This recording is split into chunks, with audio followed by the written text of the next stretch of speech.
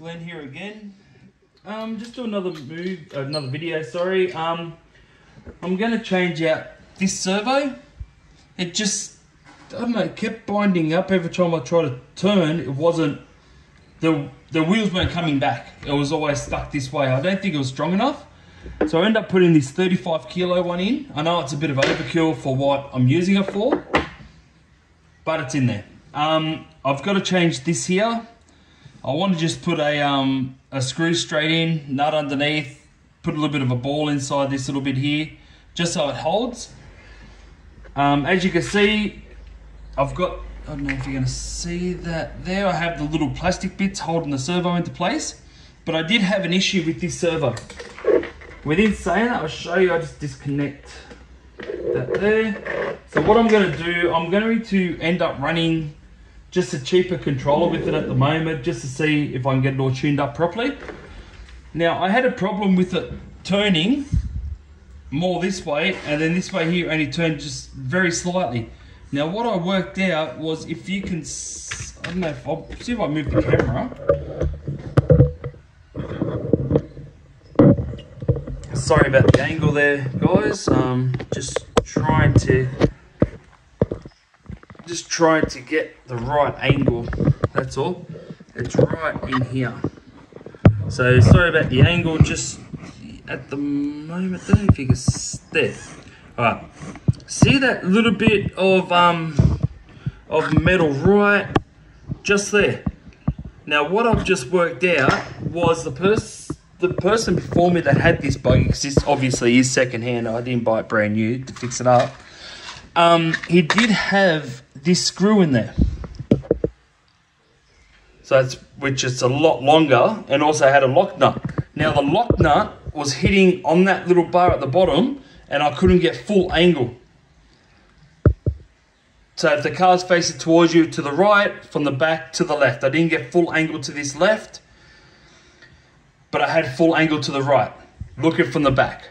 So yeah, I was figuring out, wondering why it's not fully turning, and that's the reason why. So all I did was I did put another nut on there, as you can see on top, but also I put a very thin nut, if you can see that underneath. If you can see that underneath, the little nut there, I might turn the wheels back just to try to get, no. Right there, you might be able to see the little nut on the bottom, and I did put that with Loctite. So I'm not sure, I'm not guaranteeing that's going to hold at the end of the day. That was just my quick fix. So I'll just open up the stand again. That was just sort of my quick fix at the time, just to, like now, just to see if I can get full steering. And yeah, so I'll plug this back in. So as everyone knows, with your receiver, so channel 1 is to turn, 2 to burn. That's the same. So channel 1 is to turn, so I'll plug that in now.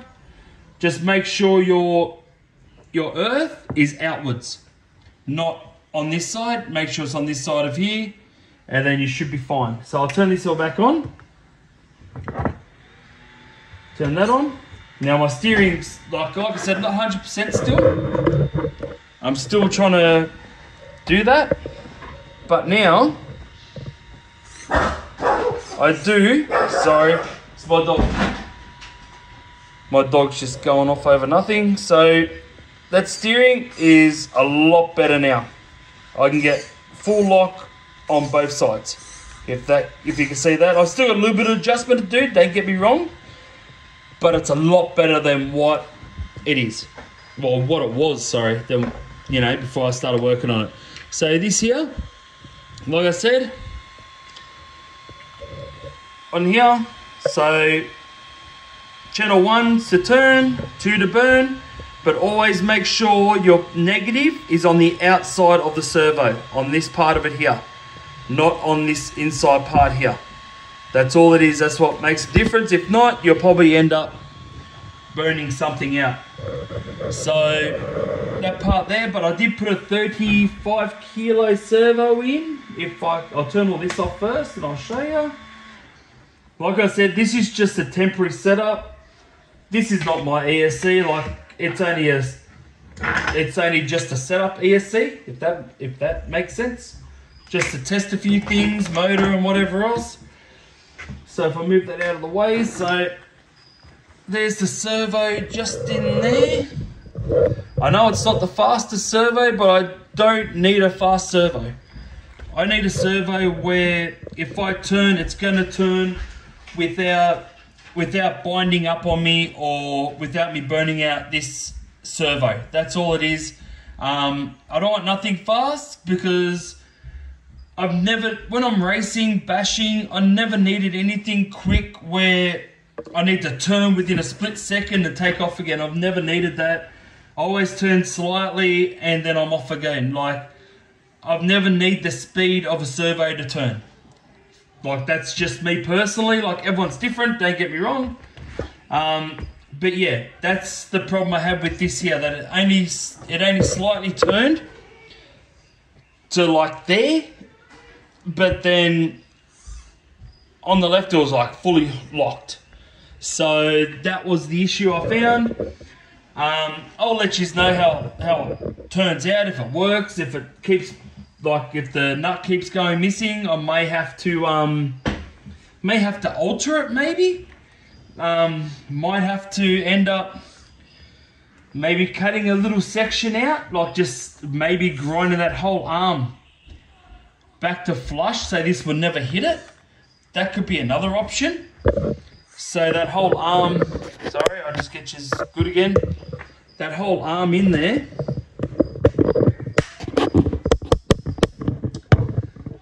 that whole arm underneath there's, as you can, this arm here I'm talking about, goes all the way there, and even that silver bit there, maybe might have to take all this off here, take all this arm off here and maybe shave it all the way back till we don't see none of this silver.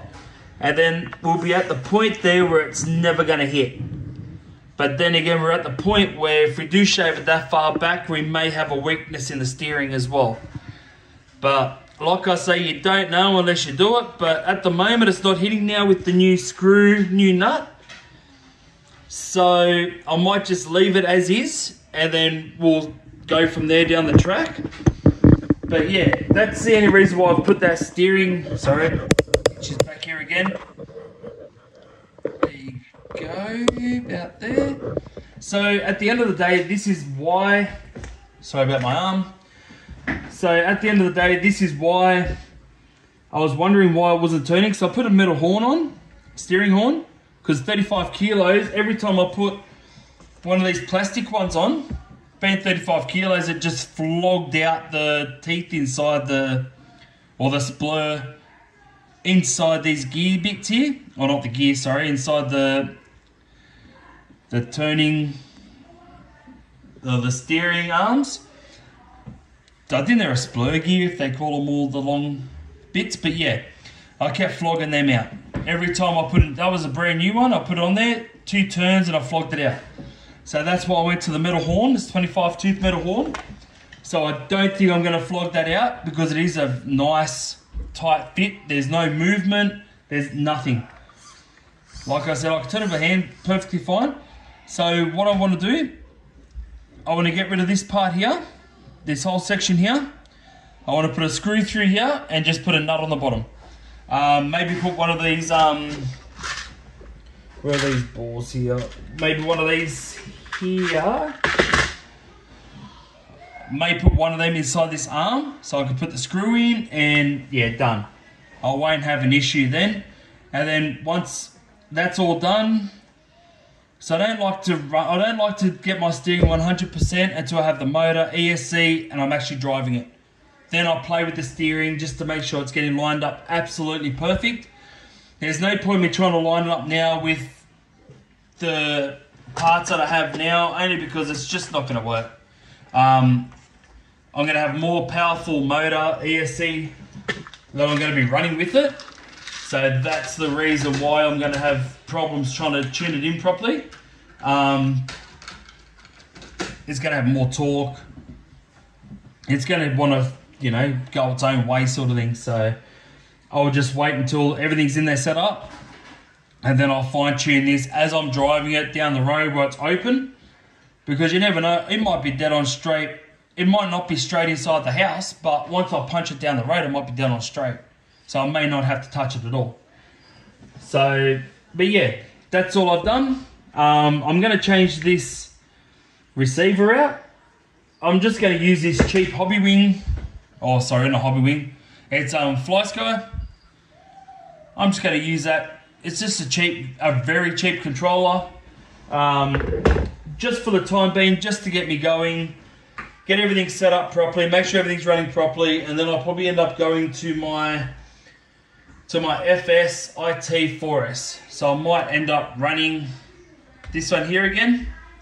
I've just got a few issues with this one here that I've got to try to figure out before I run it.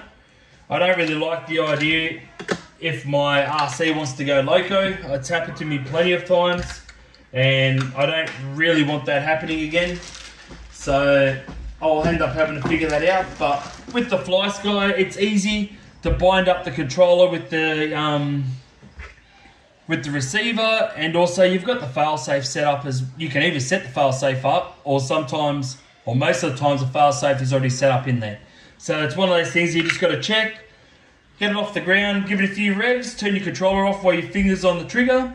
If your car cuts out, you know the failsafe's ready to go. So if you run out of distance, your car's going to cut out. And don't get it wrong, not take off across the paddock on you, and then you've got nothing at the end of the day except fixing a lot of broken parts, if you're lucky, or hopefully not, maybe injure someone as well, because you've got no control of over your RC. So this is only a quick movie. That's what I've done so far. That's the problems I've found. Yeah, thank you for watching. Thank you to everyone that's subscribed so far. Very, very, very much appreciated. Please like my videos or movies as well. That helps me so much as well, just to grow as a little YouTube group sort of thing. But yeah, I'll bring some more videos out sooner or later. If you know anyone that wants to do something like this, please tell them that I'm building it. Here's my channel. Get them to subscribe and like it as well. And we'll go from there. So please smash the bell button, stay notified. Thank you very much for watching this video, and I will see you on one of my other videos. See ya.